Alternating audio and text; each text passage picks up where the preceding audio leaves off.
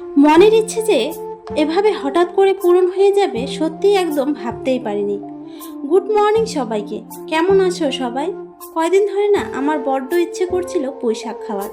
বাজার থেকে আর আনতে বলিনি, অথচ আজ হঠাৎ করে বাজারের ব্যাগ খুলে দেখি একেবারে তাজা ডাটালো সবুজ পুঁইশাকের আটি। তাই আর দেরি না করে ঝটপট চলে এলাম রান্না করতে।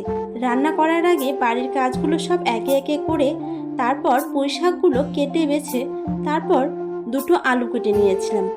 কয়েক টুকরো মাছ আছে, মাছগুলো দিয়ে রান্না করব।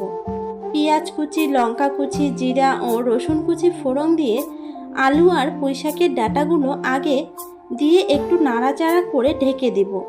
পাতাগুলো পরে দেব, ডাঁটাগুলো আগে দিলে সিদ্ধ হয়ে যাবে।